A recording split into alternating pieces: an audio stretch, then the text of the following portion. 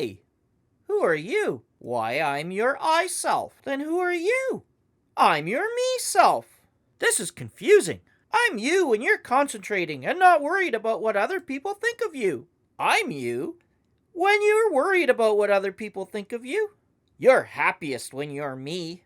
You're not very happy when you're me. Huh, I'm pretty complicated.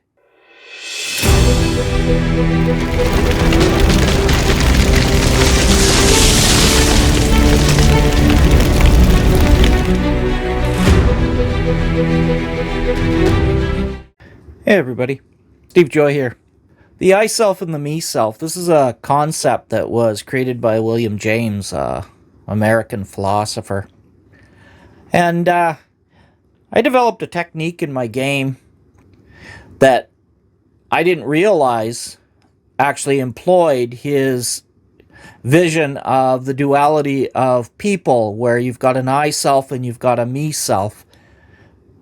He kind of, the way it was presented to me is that he kind of thought that these were two separate individuals. I think that in a way they are, because they're unaware of each other when you're in the different modes. I think of them as modes. So if you're in the I self, you're not really aware of the me self, and the me self isn't really aware of the I self. They're mutually exclusive. You can't be the I self and the me self. You can't be the me self and the I self at the same time. So what I developed was a way to give players a way at the table to be in the I self. That is, really involved with what's going on around them, so that they could concentrate, and that they weren't self-focused. They weren't worried about what other people might think of them. Because as you saw in the cartoon, if you're worried about and you're envisioning how other people see you, then you're not very happy. That's actually not, you're not in a very happy mode at that point. So to be happy at the table, you really want to be in the I mode, and that's engaged with the game, engaged with your friends. Now, I'm not talking about virtual tabletops, although maybe it'll work for that, but I'm talking more for just playing at an actual physical table with friends around you. Perhaps it'll work at the virtual tabletop. If you think so, please let me know. If you don't think so, please let me know. I would be very curious. I don't play a lot of virtual tabletops, so I couldn't really say. So the technique that I developed, and I didn't even realize, this was sort of just instinctual. I didn't even realize that this worked. And if you watch my video on the flow state, this is something that I kind of missed in there, or maybe didn't cover quite in this way. And that is that you want everybody to be in the I state. That is, concentrating on the game, not on themselves.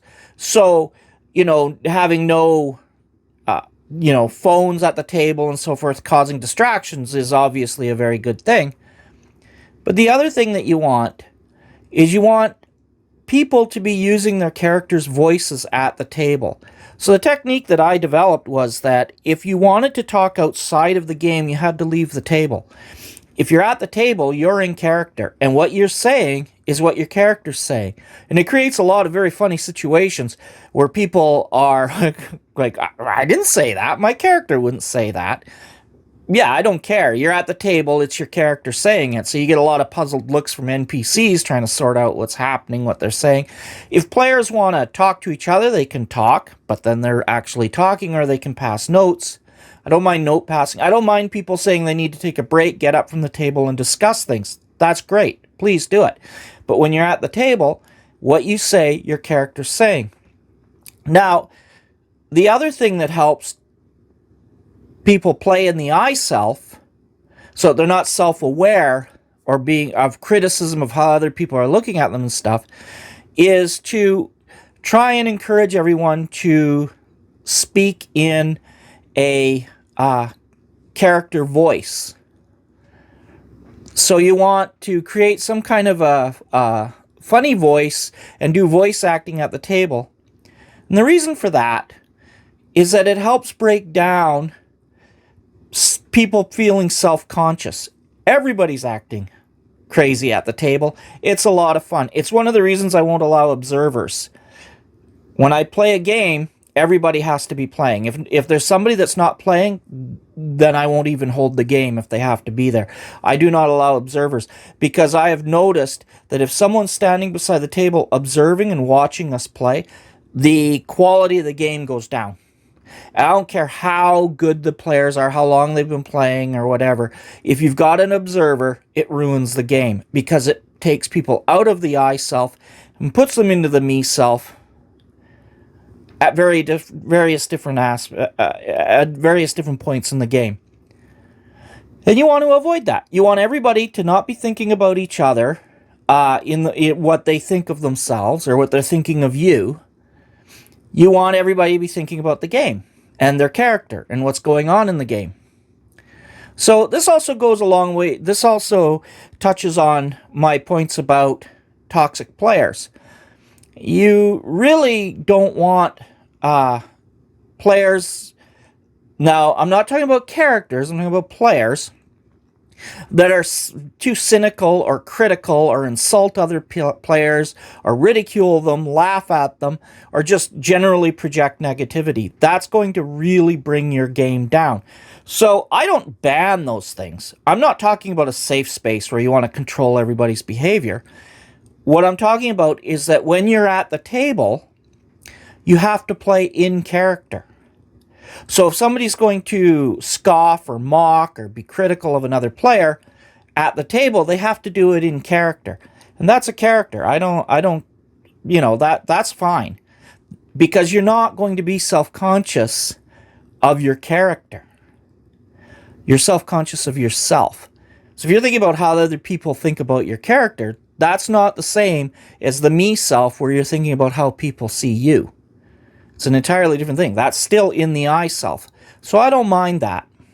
So another thing is that when someone has a question or about the rules or something like that, then they can take a break in the game and we can clarify the rules.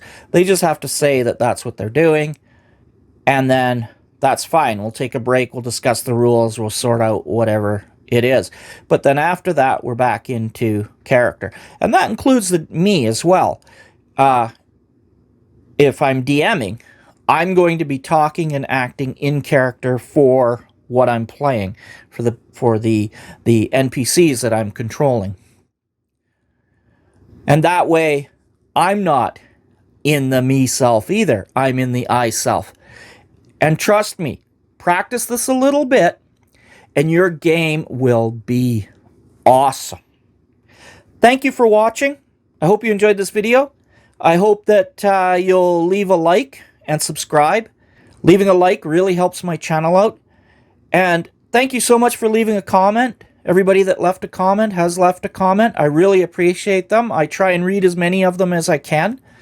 And I would love to see some more comments about this one. Leaving comments is a great way to help my channel. I really appreciate it. Thank you for watching, and till next time, take care. Bye.